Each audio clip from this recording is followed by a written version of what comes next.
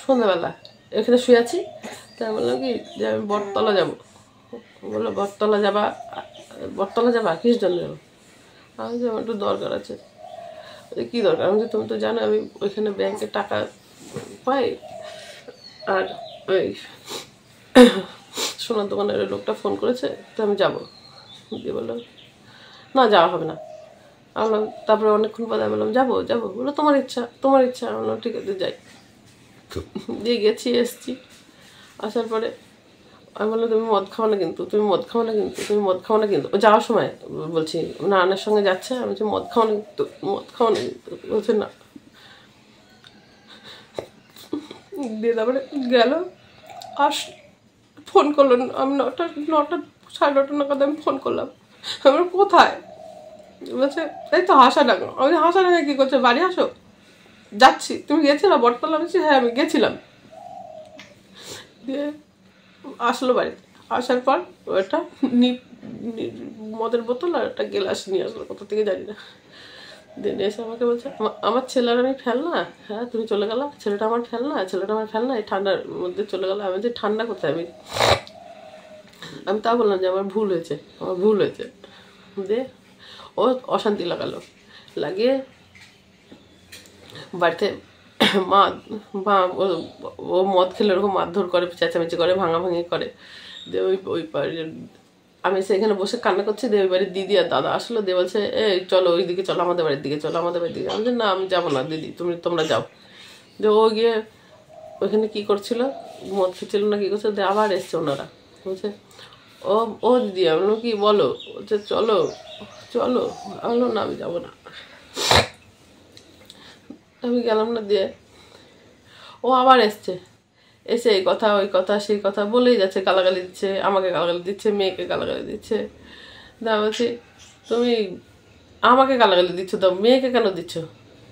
বলছে তোর মেয়ে এই করে ওই করে সেই করে। আমার 11 বছর বয়স, 11+ বয়স, বুঝলাম এর। দিয়ে বলছে যে ও হোটেলে গেছে, ওকে নারায়ণ বলেছে, ওই নিয়ে অশান্তি। যা বললাম তাহলে প্রমাণ দিতে হবে। বললো হ্যাঁ প্রমাণ দেবো। ঠিক আছে প্রমাণ দাও, এইসব কথা। দিয়ে এই হতে আমার আমি ওই পাশে গেছি শুতে, ও আমার খুব জোরে গলাটা টিপে ধরেছে। দিয়ে আমি নিঃশ্বাস নিতে পারছি না। দিয়ে আমি ঝাড়া মারা দিয়ে উঠলাম। উঠে আবার আসলো ওই দিদি, ওই দাদাকে ডেকে নিয়ে আসলো। আমাকে বলছে হ্যাঁ তুমি আমাকে গালাগালি দাও। আমি তো মা বাবা ভাই বোন মানে আমার কোনো আত্মীয় স্বজনের সঙ্গে আমার কারোর সঙ্গে আমার কোনো যোগাযোগ নেই। সবার সাথে আমার বিচ্ছিন্ন, শুধু একমাত্র মেয়েটা ছাড়া আমি কারোর সঙ্গে যোগাযোগ রাখি না। ওকে ছাড়তে পারি না। তাই দিয়ে ও ও ও আমাকে বলছে কি ওঠো। আমি বলছি না আমি উঠবো না।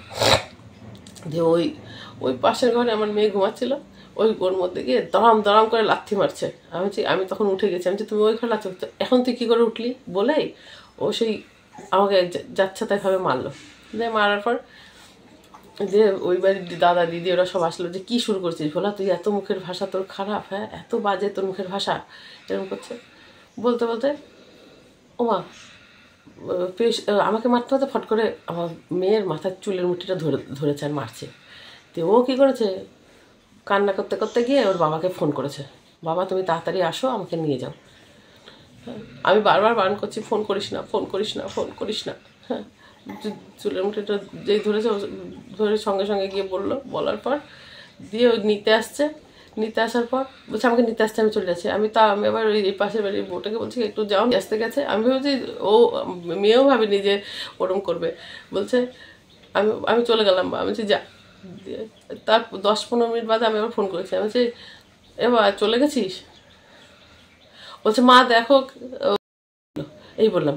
দিয়ে তারপরে আমি এইখানে হলো, আমি পিঙ্কি দিকে ডাকলাম। ডেকে আমি বললাম কি পিঙ্কি দি মহিদুলদাকে একটু রাস্তায় পাঠাও না, ভোলাও হ্যাঁ ভোলাও হচ্ছে গিয়ে রাস্তায় মনে হয়। বললো না ভোলা ঘরে। আমি বললাম ওর তাহলে ঠিক আছে। তো আমি তখন বাথরুমে গেলাম, গিয়ে এসে দেখি এবার যাচ্ছে, ও আমি পিঙ্কি বাথরুম থেকে বেরিয়েছি, পিঙ্কি দিদি আমাকে বলছে আমাদের বাড়ি আসো। আমি বলছি মা মহিদুলদাকে আর রোহনকে পাঠাও না, ওদের বাড়িতে গিয়ে আমি বলছি একটু পাঠাও না, আর আমার মেন নাম্বারটা একটু ফোন করো না, বলো না বাড়ি চলে যেতে। মহিদুলদা ওই পিঙ্কি দি বললো যে পেশি ফোনটা ধরেছে, পেশি ফোন থেকে কান থেকে ফোনটা কেড়ে নিয়ে বলছে, তখন বলছে মহিদুলদার বলছে তুমি চলে যাও, এখানে এসো না, অশান্তি বাড়িও না, আপনি জানতো বলছে, শুনছেই না। তারই মধ্যে আমি মহিদুলদার ছেলেকে পাঠাতে আমি গিয়ে মহিদুলদার বউ এসে আমাকে খবর দিচ্ছে যে এই ব্যাপার, পম্পা তাড়াতাড়ি চলো। কি দিয়ে মেরেছিল? আমি তো সেসব কিছুই জানি না, কি দিয়ে মেরেছে কি মেরেছে আমি জানি না, কিন্তু মেরেছে ওই মানে ধারালো অস্ত্র দিয়ে কোনো কিছু দিয়ে? হ্যাঁ। কি যে মেরেছিল তার নামটা কি? চঞ্চল রায়। আর যার গায়ে আঘাতটা করছে তার নাম কি? মাধবেন্দ্র দাস। তার বয়স কেমন হবে? 35। কি করতেন উনি? ব্যবসা কেবলের।